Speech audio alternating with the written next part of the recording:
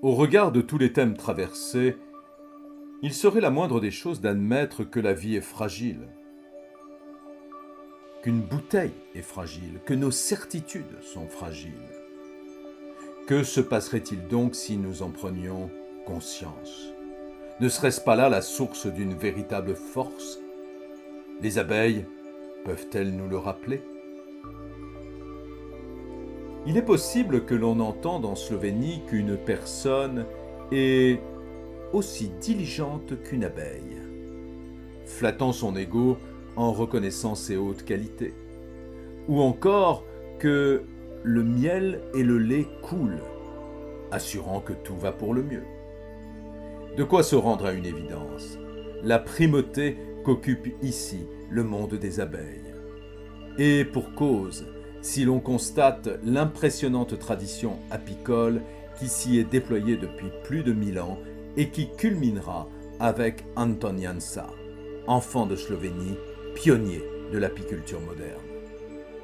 Non seulement celui-ci contribua-t-il à en faire un savoir à part entière, mais il s'illustra par bien des avancées dans les domaines apicoles les plus divers.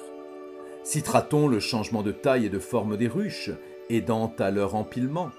Rendra-t-on hommage à sa formation d'artiste peintre et à une tradition qui se perpétue aujourd'hui encore, participant à faire des ruches slovènes de véritables œuvres d'art? S'il est un élément qui peut désormais nous en rappeler l'excellence, n'est-ce pas dans le jour même de sa naissance que nous le trouverons? En effet, à la demande expresse et justifiée de la Slovénie, le 20 mai a été retenu comme journée mondiale des abeilles.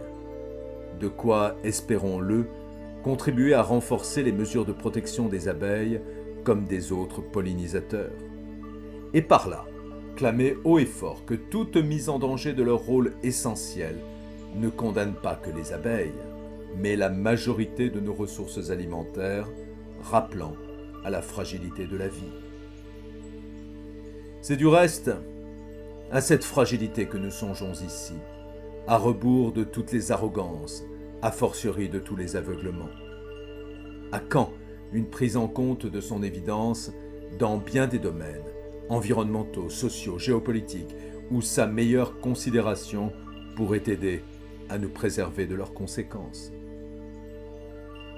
Et si l'on commençait par questionner notre indéfinition de la fragilité?